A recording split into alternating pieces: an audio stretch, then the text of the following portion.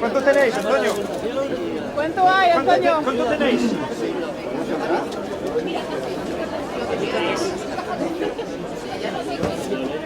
¿Cuánto hay?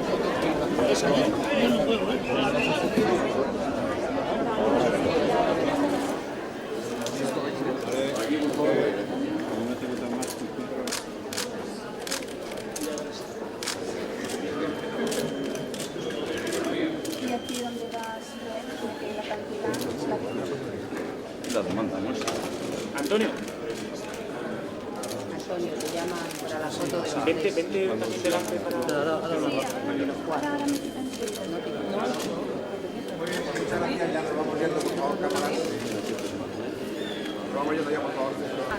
El 27 de enero de 2011 se entregaron en la Fiscalía General del Estado 261 denuncias.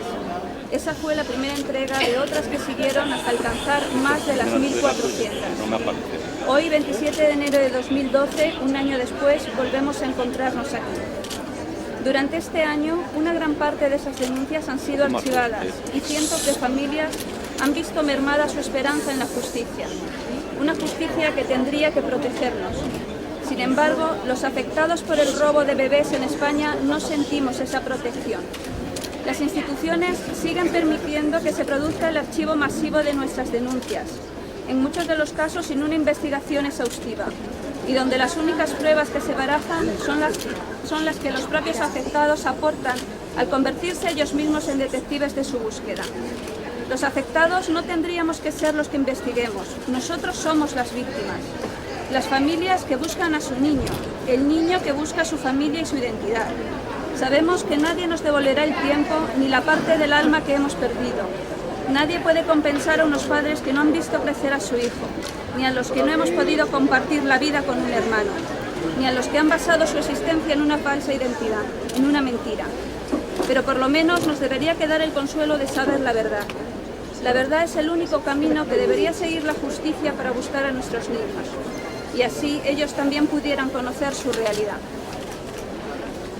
Esta verdad solo se conseguirá cuando se inicien verdaderas investigaciones por parte de fiscales y jueces, que incluyan todo tipo de pruebas, no que las restrinjan. Desde el mes de julio hemos puesto en marcha una campaña de sensibilización social, Todos los niños robados son también mis niños, desde la cual iniciamos esta recogida de firmas para entregarlas hoy, 27 de enero, al Fiscal General del Estado, junto con un documento donde se solicita principalmente el cese de los archivos, el acceso a registros documentales y la apertura de nuevas vías de investigación donde se consideren más pruebas que la huella genética, ya que esta no siempre es posible conseguirla. Que las autoridades busquen las pruebas necesarias y que reabran todas las denuncias archivadas para investigarlas a fondo. Solo así podrá por fin encontrar y encausar a los que traficaron con los niños como una mercancía. Solo así podremos dormir tranquilos sabiendo qué fue lo que ocurrió. Solo así se podrá resarcir un daño del que el mundo entero se está escandalizando y del que nuestro Estado, sea cual sea el partido que gobierne, debería avergonzarse. Una sociedad que se siente desprotegida, decepcionada por la justicia, no puede seguir avanzando. Se atasca en la inseguridad y la frustración. Si el Fiscal General del Estado va a tener o no en cuenta las casi 90.000 firmas entregadas, no podemos saberlo hasta dentro de un tiempo, pero sí es cierto que la repercusión social que ha tenido esta recogida es más que evidente. Cuando mi familia ideó e impulsó esta iniciativa, no imaginábamos lo lejos que iba a llegar. De momento, lo conseguido no es poco. Unir a 3 asociaciones en un mismo proyecto y movilizar a afectados y no afectados, aunque sí gente muy solidaria de toda España. Por cada firma recogida hay una persona conocedora y concienciada de esta terrible situación. Podemos sentirnos todos muy orgullosos. Desde aquí agradezco a estos afectados que han colaborado, que han pasado horas en la calle recogiendo estas firmas y que cada vez que tenían que recordar su causa y explicar su importancia se les rompía un poco más el corazón. Muchísimas gracias a las 3 asociaciones participantes y a sus presidentes. Luis Vega, de SOS Bebés Robados Madrid, Antonio Barroso, de Asociación Nacional de Afectados por Adopciones Irregulares, y a Isabel Agüera, de la Asociación de Bebés Robados Andalucía. No quiero terminar este mensaje sin dar las gracias también a Soledad Monzón, que es presidenta de SOS Bebés Robados Madrid, por ser la primera persona que tomó en serio esta iniciativa y por apoyarme absolutamente en todo lo que hice para sacarla adelante. También a Susi Cabrerizo, no por dejarla casi la última, es la menos importante. Para mí Susi ha sido la mejor de las colaboradoras y amigas posibles en esta tarea y en muchas otras. Y por supuesto no puedo ni quiero olvidar a mencionar a Ángel Casero por ser la persona que me inspiró esta iniciativa. Un abrazo muy fuerte a todos y muchas gracias. Hemos llegado hasta aquí. Por lo menos esto sí lo hemos conseguido. Muy bien.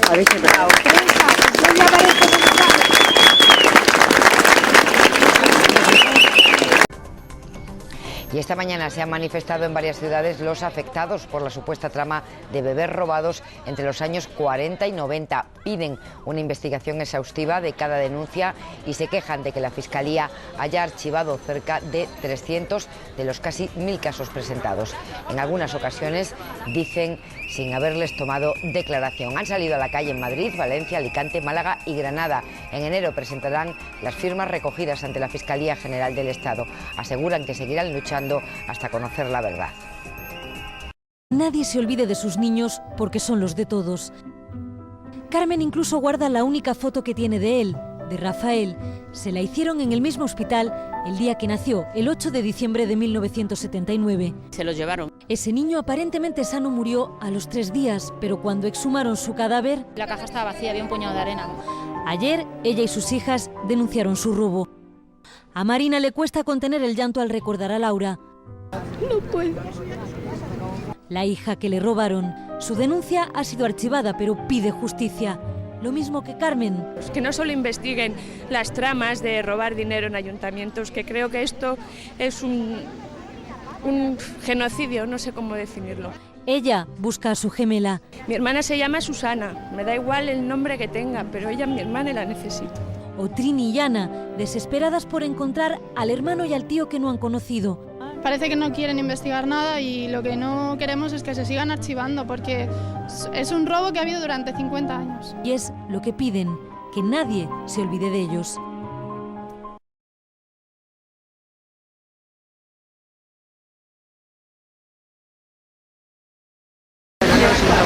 Sí, se oye.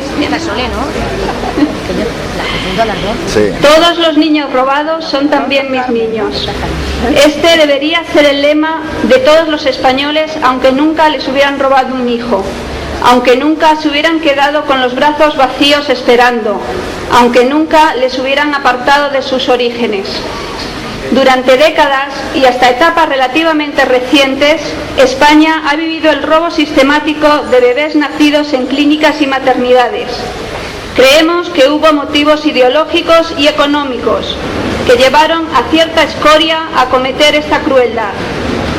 Podemos mostrar los nombres de los presuntos médicos, religiosos y personal de la administración de la época implicados. Somos capaces de exponer en los medios informativos a las miles de familias afectadas y sus casos. Y también estamos dispuestos a enseñar cada una de nuestras denuncias archivadas. Sin embargo, a pesar de toda la información que ya tenemos, de todos los pasos que hemos dado y todo lo que haya salido a la luz pública, nuestra situación no se está tratando como una de las mayores atrocidades que ha vivido nuestro país. Parece que la mayoría de las autoridades políticas, fiscales, judiciales, sanitarias y eclesiásticas están haciendo oídos sordos a esta situación. Y es más que evidente que todavía la sociedad española está lejos de considerar este episodio de nuestra historia como un tremendo y gran escándalo histórico-social. Con lo único que nos encontramos es con multitud de denuncias archivadas y la imposibilidad de conseguir las pruebas documentales necesarias al tener parte de nuestros datos desaparecidos o en registros inaccesibles. Desde aquí, desde esta movilización en concreto, exigimos a los hospitales, clínicas y maternidades que sean entregadas todas nuestras historias clínicas. Instamos a la Consejería de Sanidad, como última responsable de nuestros datos médicos, a que investigue y pida responsabilidades a todas aquellas instituciones que no han custodiado adecuadamente nuestros historiales. Finalmente, solicitamos que esta investigación determine si dicha documentación ha sido irresponsablemente destruida o ha sido ocultada y en ambos casos se inicien los procesos oportunos para encausar a los culpables. Esta exigencia no debería ser únicamente nuestra, de los afectados por el robo de niños. Debería ser una exigencia social el derecho a que las instituciones cuiden de los datos personales que tienen de los ciudadanos y de su derecho a obtenerlos. Ha llegado el momento en que nuestras tragedias y las exigencias para esclarecerlas no se vean como tragedias familiares, sino como tragedias de toda la sociedad. Hasta que la sociedad completa no asuma que todos deberíamos estar implicados en esta búsqueda de los niños y de su filiación y de los culpables para que paguen por ello, estaremos viviendo en una sociedad enferma. Por este motivo, nuestras movilizaciones no van dirigidas únicamente a los afectados, sino a toda la sociedad. Familia, amigos, vecinos, compañeros de trabajo, conocidos, desconocidos, todas aquellas personas con las que a diario nos cruzamos en la vida. Os pedimos que estéis con nosotros, os necesitamos a nuestro lado, luchando con nosotros para que la justicia nos abra las puertas, para facilitar la búsqueda de nuestros niños, los niños de todos y de lo más esencial de su vida, su identidad robada. Gracias. Bien.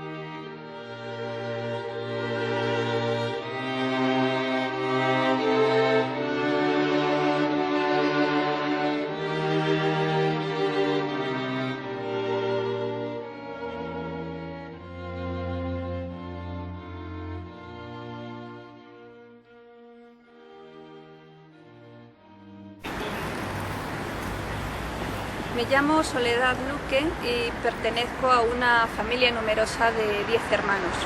El último hermano, el 10º, es Francisco, es mellizo y es el hermano que estamos buscando porque creemos que es uno de los miles de niños desaparecidos en España. Si mis padres estuvieran vivos, estoy segura que estarían con nosotros, a nuestro lado, buscando a su hijo. Mis padres han muerto y bueno, ellos pertenecían a una generación que vivió la guerra y que la perdió. Mis padres eran de un pueblo de Córdoba, de Montilla, era un pueblo donde la gente vivía del campo, y después cuando ellos llegaron a Madrid, pues continuaron formando su familia. La mayoría de mis hermanos nacieron en Andalucía, pero los últimos los cuatro pequeños, nacimos aquí en Madrid. Y bueno, pues ellos formaron una familia, una de tantas, de las que poblaron España durante la dictadura. Mi historia también es una de tantas de estas historias de niños que desaparecieron en España desde los años 40 hasta bien entrada la democracia. Mi caso se sitúa en el año 1965, precisamente en esta zona, en la maternidad de O'Donnell, en la antigua maternidad de O'Donnell. Nacimos el 25 de enero de 1965 y al ser un parto gemelar, mi hermano nació con un poquito menos de peso, o por lo menos eso es lo que nos contaron, es la versión oficial. Fue llevado a la incubadora y allí estuvo durante 25 días. El proceso de recuperación fue óptimo, o por lo menos eso es lo que iban comentando a mis padres, y en un momento determinado, uno de esos días, le comentaron a mi madre que el niño ya estaba recuperado y que podrían llevárselo a casa. Pero al día siguiente, el día de visita, le dijeron a mi padre que el niño había fallecido. Cuando mi padre quiso ver el cadáver, no se lo permitieron, le dijeron que volviera al día siguiente porque en ese momento el cadáver del bebé estaba en el depósito y no podían enseñárselo, pero que lo iban a preparar para que al día siguiente se lo pudieran llevar a enterrar. Al día siguiente volvió mi padre con mi hermano mayor. Mi madre no pudo venir porque imagino que se quedó en casa con una impresión, un shock importante, porque ella lo que esperaba era su hijo, no la noticia que le dio mi padre de que el bebé había fallecido. Cuando mi hermano mayor y mi padre fueron a recuperar el cuerpecito, le dijeron que el cuerpo había desaparecido porque, en realidad lo habían incinerado. Mi padre protestó, mi hermano también, y lo único que consiguieron pues fueron amenazas, quizá veladas, pero amenazas al fin y al cabo, porque el médico les dijo que lo mejor que podían hacer era marcharse, dejar las cosas como estaban, porque no beneficiaba a nadie ninguna situación de discusión o de bronca. La conclusión de todo esto es que nunca vieron el cadáver de mi hermano, nunca pudieron enterrar ni siquiera unas cenizas. Esta situación se mantuvo así en mi casa, como que algo extraño había sucedido. Nunca se habló de un robo, pero siempre quedó en el ambiente una sensación extraña de no saber qué había pasado con el cuerpo de mi hermano, dónde podría estar. Mi madre siempre decía dónde podría estar el cuerpo de su hijo, ¿no? Obviamente mi madre siempre fue una mamá en duelo porque nunca pudo cerrar ese episodio de su vida, ¿no? Nunca pudo enterrar a su hijo, según siempre digo la versión oficial de que el niño había fallecido. Para nosotros Francisco siempre fue una presencia, en algunos casos de mis hermanos, para mí siempre fue una ausencia, ¿no? Y siempre fue un aspecto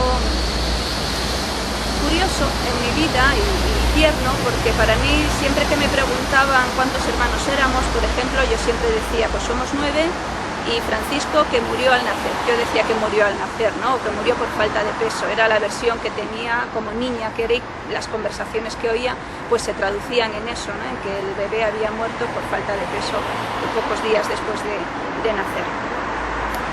Ese proceso que yo viví, de esa ausencia, de ese permanente hueco que tenía a mi lado en mi vida, pues cambió un poco cuando mi madre falleció. Cuando mi madre murió yo tenía 15 años y el recuerdo, la ausencia o esa presencia vacía de Francisco se diluyó un poquito en el tiempo por mi parte. Eso lo que demuestra es que también mi madre nos servía de lazo, nos servía de unión, nos servía de nexo, porque mi madre me estaba transmitiendo de alguna forma, quizás con su silencio, que esa ausencia estaba ahí de manera permanente. Eso forma parte y ha formado parte de mi vida y de mi esencia durante todos estos años. Mis hermanos tienen una visión quizá diferente porque ellos fueron testigos directos de la situación. Yo me crié con la idea de que mi hermano había fallecido, pero mis hermanos tienen otra apreciación de esa realidad. Y eso fue lo que afortunadamente nos hizo despertar de ese letargo y empezar a buscar a Francisco, porque cuando empezara a moverse. En realidad fue mi hermana la que nos dio la voz de alarma. Un día me llamó y me dijo si en algún momento yo había pensado que Francisco pudiera estar vivo. En aquel momento, para mí, todo se vino a la cabeza como una especie de flash, todas las sensaciones, todo lo que yo había sentido, cómo había vivido la ausencia de mi hermano mellizo, y en aquel momento todo fue un poco desbaratado para mí, toda esa estructura psicológica sobre la que yo había sentado mi vida, ¿no? Todo se estaba desplomando. Y bueno, yo lo que le comenté es que si empezábamos a buscar, empezaríamos, de acuerdo, pero hasta que no tuviéramos una certeza o unos indicios indicios fuertes de que Francisco realmente pudiera estar vivo, pues no se lo íbamos a comunicar a los hermanos. Y así fue, empezamos a buscar documentación, vimos que había serios indicios de que posiblemente Francisco continuara con vida, por lo menos que no hubiera muerto en la incubadora. Llamamos a los hermanos, hicimos una reunión y decidimos efectivamente ponernos a buscar de una manera no solo activa, sino poniendo toda la pasión y emoción que esto requiere, ¿no? Y toda la fuerza y energía. Ellos, ya digo, tienen una propia visión de este asunto que ahora nos contarán, pero para nosotros, para todos en conjunto, fue un descubrimiento averiguar que durante todos esos años todos habían tenido en su cabeza una idea muy diferente a la que yo había tenido, y que entre ellos podían haberlo comentado de manera privada, pero nunca había sido algo explícito en la familia.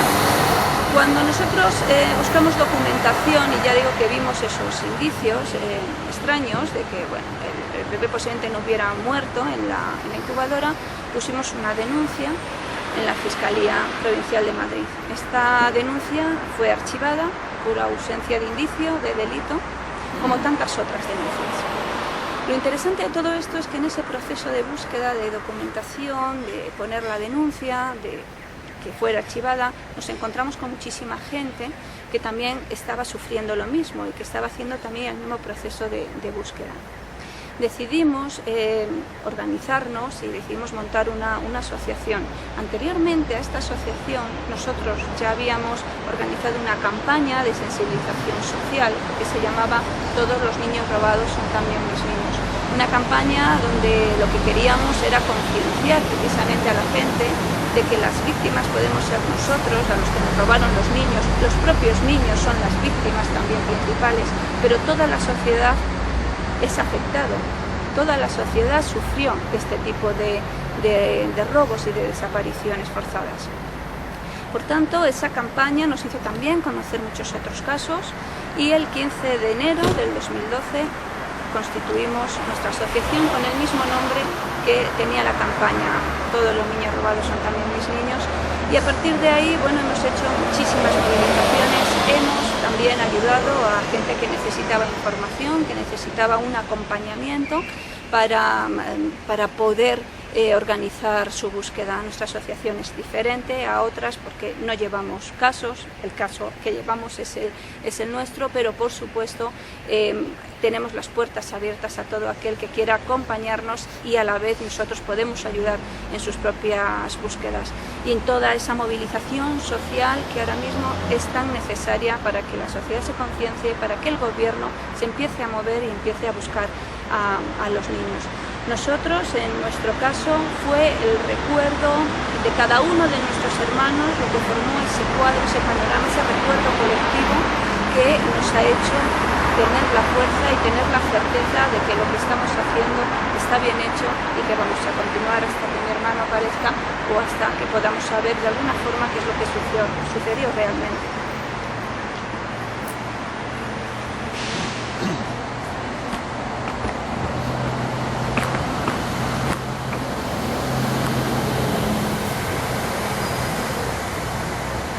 Me llamo Carmen Luque Delgado.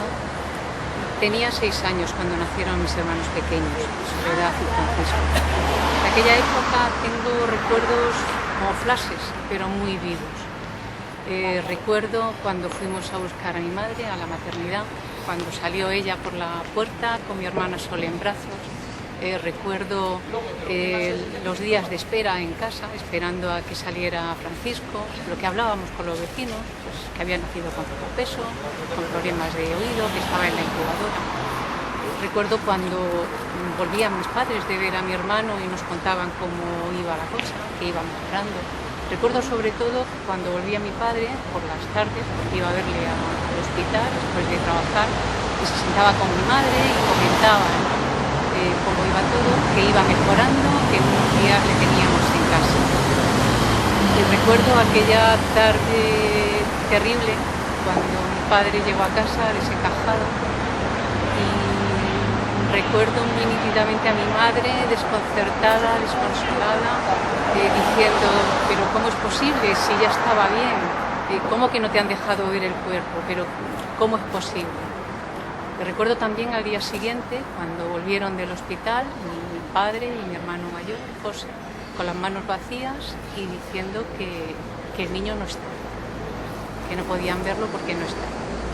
Y mi madre de nuevo gritando y diciendo que cómo era posible, cómo tenían que saber dónde lo habían llevado, dónde lo habían enterrado, qué era lo que estaba pasando. Y los días siguientes como un mantra, ¿no? Mi madre planteando y diciendo, tenemos que averiguar dónde está enterrado, qué es lo que está pasando, esto no puede ser. Yo he tenido a lo largo de mi vida muy presente a mi hermano Francisco. Creo que lo más íntimo, en esa parcelita que tenemos todos, que no es racional, que es solo recuerdos, sensaciones, siempre he pensado que mi hermano podía estar vivo. No porque lo hubieran robado, que eso jamás se me pasó por la cabeza, sino porque pudiera haber habido alguna confusión, que se hubiera muerto otro niño de otra familia y que lo hubieran cambiado por el nuestro. Entonces, pues tal vez sin estar obsesionada, pero lo he tenido de una manera tan presente que a veces cuando en la calle o en algún sitio veía a algún chico o algún hombre con una edad que pudiera ser que mi hermano, siempre, y además no sé por qué, siempre en mi cabeza su cara era la de mi hermano Salva. Siempre pensaba, este puede ser Francisco. Y después con los años, a veces con los chicos más jóvenes, cuando veía a alguno que se parecía a alguno de mis sobrinos, decía, bueno, tiene la edad, pues podría ser el hijo de mi hermano. Y bueno, y esa ha sido la constante, ¿no?, en mi vida, hasta el año 2010, que empecé a ver artículos en la prensa donde hablaban de niños robados.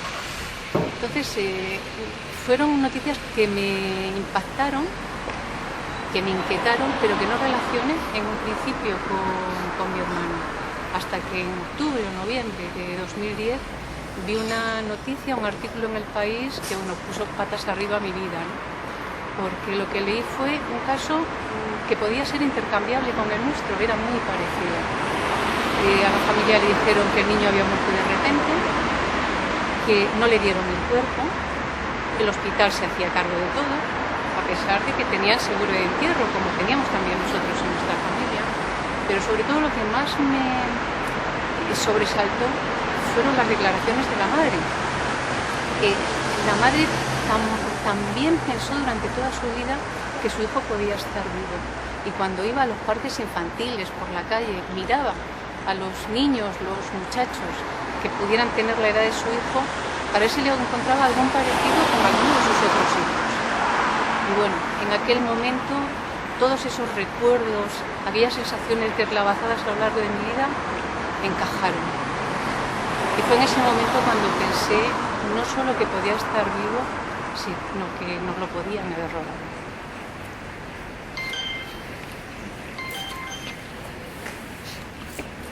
Bueno, yo me llamo José Luque y yo los recuerdos que tengo vienen de cuando fuimos mi padre y yo al hospital a recoger a mi hermano, y nos salió allí una monja diciendo que había muerto, y entonces nosotros nos quedamos parados diciendo, ¿cómo es posible si ayer lo estuvimos viendo y nos dijeron que podíamos venir a recogerlo hoy? Y entonces le reclamamos el cuerpo de nuestro hermano y nos dijeron que no nos lo podían dar porque estaba abajo en el depósito, que fuésemos al otro día a recoger. Bien, cuando llegamos a casa, bueno, fue un desastre. Cuando no sabíamos cómo explicárselo a nuestra madre, ella pues enseguida nos dijo, pero ¿cómo es posible si no han dicho que estaba muy bien? Bueno, fue desastroso, esa noche fue terrible. Al otro día por la mañana prontito nos fuimos para el hospital y nos salió un médico, en ese día nos salió un médico diciéndonos que no nos podíamos llevar el cuerpecito del niño porque lo había incinerado. Nosotros pues exclamamos al cielo, ¿cómo es posible que usted haya incinerado si nosotros no hemos dado permiso ninguno? Y entonces mi padre pues empezó a gritar y ya el médico pues nos dijo, miren ustedes, tengan este papel, se van en el juzgado porque como sigan gritando encima va a ser peor. O sea, entonces eso lo tomamos como una amenaza. ¿Qué tuvimos que hacer? Acachar las orejas y marcharnos, porque en aquella época, ¿quién iba a gestionar a un médico o a cualquiera de allí? Y entonces, ¿qué hicimos? Nos fuimos, arreglamos lo del juzgado, pero siempre pensando que ahí había pasado algo raro, pero no sabíamos lo que era. Entonces, ha sido todos estos años esperando, recordando. Había veces que mi madre decía, yo no he podido enterrar a mi hijo, no sé ni siquiera dónde puede estar.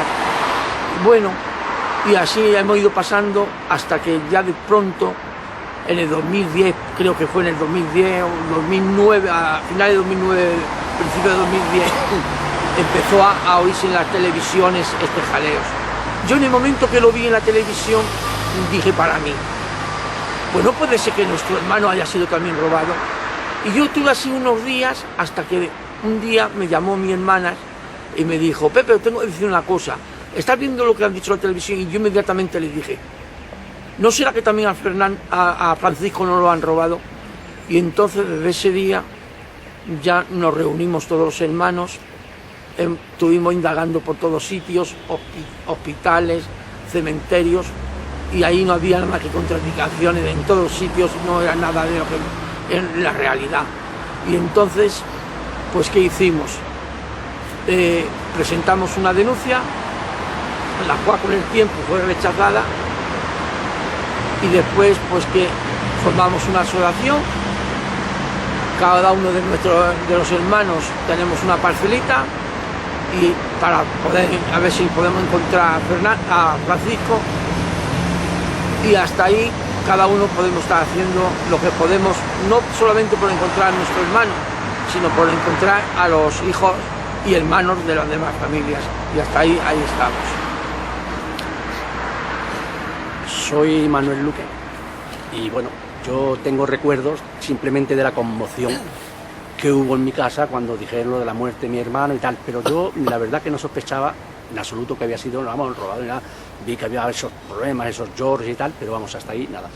Luego, para mí comenzó un poco esta cuestión cuando mi hermana Soledad nos llamó y nos dijo que bueno, quería hablar de lo que había pasado, de nuestro hermano Francisco. Yo, la verdad que después de haber oído tantas veces en televisión lo que había pasado con los niños, ya me saltaron todas las alarmas. Entonces, bueno, pues a raíz de eso, cuando tuvimos la reunión, nos explicaron mis hermanas lo que ellos pensaban, habían hecho ya varias indagaciones y bueno, pues empezamos a pensar en hacer lo que es la asociación y hacer las búsquedas de tal.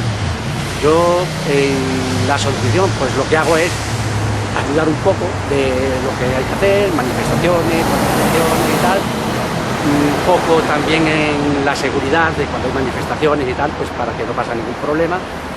Y nada más, para mí ha supuesto esto, pues aparte de que, claro, la búsqueda nos ha metido a todos los hermanos, para mí es, si cabe, tener una unión mucho más fuerte en la familia, pero bastante más fuerte, vamos, de estar, pues, de antes nos veíamos de vez en cuando y ahora nos vemos a cada patá.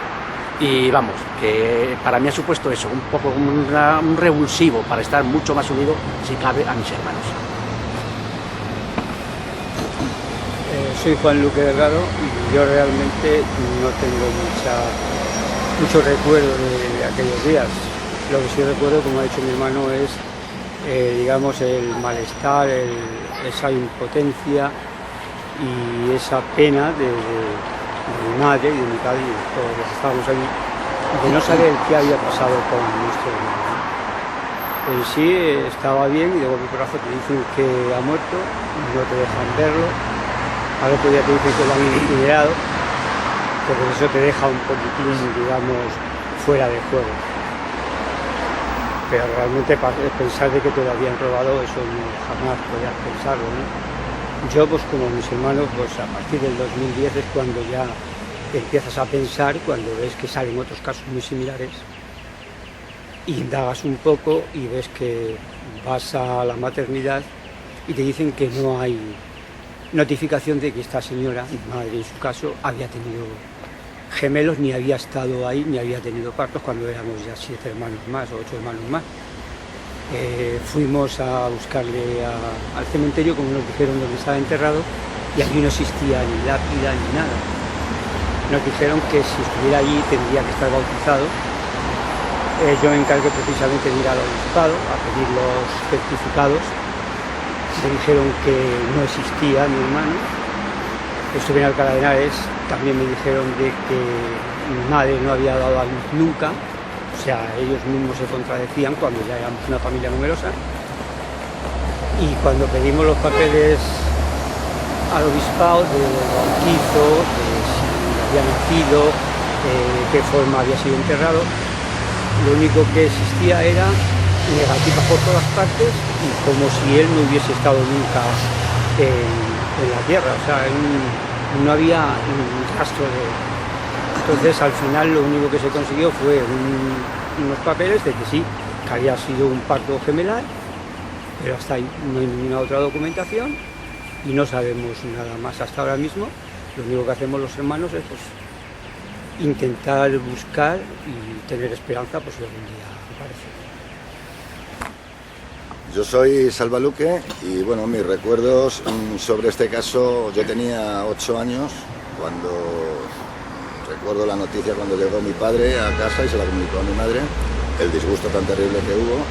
Y bueno, pues a partir de ahí pues te queda una cosa, con 8 añitos pues te queda una pequeña huella, ¿no? Una pequeña, no sabes asimilarlo, pero bueno, te queda ese dolorcito, ¿no? Entonces, bueno, pues va pasando el tiempo. Con el tiempo, a mí hay una cosa curiosa, que lo hemos comentado, que me iba ocurriendo, ¿no? Pues que me confundían por la calle, siendo joven, bueno, pues con 18 años, con 20 años, siempre me han confundido por la calle, nunca le habíamos dado importancia, ¿no? A este tema. Bueno, no lo asimilábamos. Francisco, que ha supuesto, pues en nuestro pensamiento, pues siempre ha estado, ¿no? Siempre le hemos recordado como... Yo siempre, particularmente, siempre he pensado que Francisco estaba ahí. Eso es algo que siempre les he dicho a mis hermanos, pues quizá porque dentro de ti tienes esa cosa, ¿no? Quizás dicen de la llamada de la sangre, pues quizás sea algo así, ¿no? Yo siempre le he recordado, sin conocerle, siempre le he sentido y siempre le he tenido presente.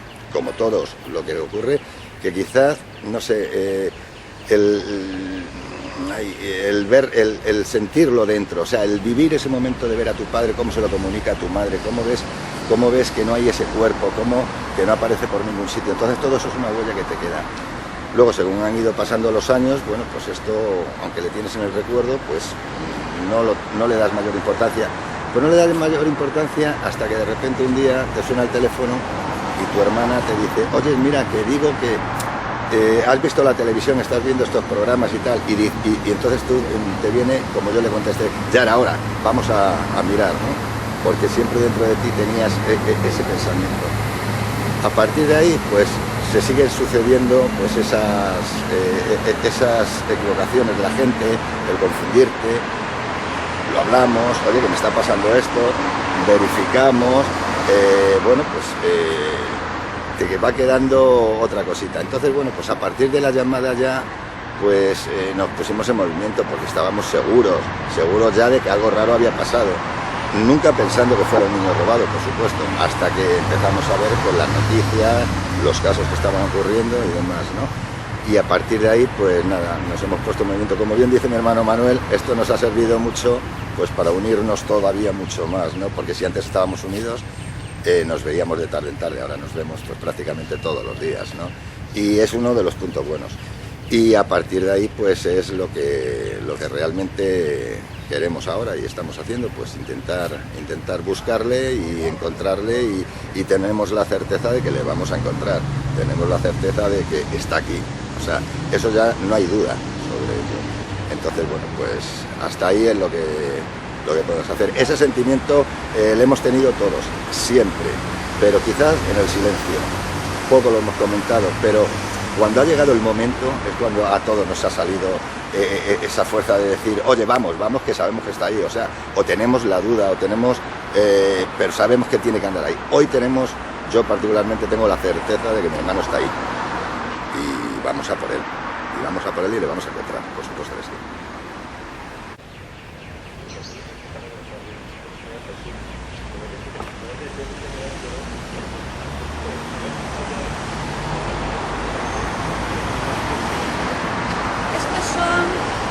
sus recuerdos, las vivencias, las emociones que nos han dado la fuerza para buscar a Francisco.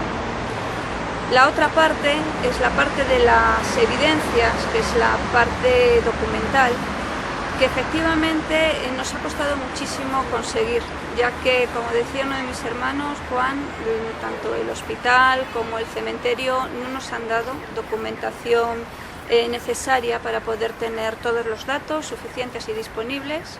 En el hospital no había prácticamente documentación, de hecho no había, ya que la maternidad había sido derruida. En el cementerio lo único que nos daban era la ubicación de unos supuestos restos que 10 años después pasaron al osario común, y lo único que hemos encontrado es documentación de asientos administrativos sobre la estancia de mi madre en el hospital y la evidencia de un parto gemelar y la muerte de mi hermano, la supuesta muerte. Pero no tenemos ninguna historia clínica y no tenemos, como bien decía mi hermano, ni una partida de autismo que se necesitaría para poder haber sido enterrado en el cementerio, un cementerio católico, el de Nuestra Señora del Almudena, en el cementerio del Este. Bueno, toda esta búsqueda y toda esta situación tiene unas consecuencias emocionales, unas consecuencias económicas, porque todo sale de nuestros fondos, el gobierno no ayuda en absoluto a la búsqueda de nuestros niños, y también tiene unas consecuencias familiares, pero bueno, las asumimos y siempre tenemos en mente lo que decía nuestra madre, ¿no? Uno debe hacer lo que tiene que hacer. Y para nosotros esto es importante también por nuestros padres, por tanto, no solo por nosotros, todos estos padres que murieron engañados, pensando que sus hijos habían muerto, y también por el propio Francisco, porque pensamos que toda persona tiene derecho a conocer su verdadera identidad. Una persona que vive bajo una identidad falsa está viviendo en una mentira. Por tanto, nosotros tenemos ese derecho, esa obligación también de buscar el reencuentro. En caso de que lo encontremos, solamente será decisión suya, única y exclusivamente suya, porque es su vida y su privacidad y la decisión tiene que salir de él. Pero lo que sí es verdad es que este niño nuestro, Francisco, como todos los niños que también consideramos nuestros y de toda la sociedad, todos los niños que desaparecieran, tienen derecho a saber la verdad, a saber su origen y a vivir consecuentemente con esa verdad.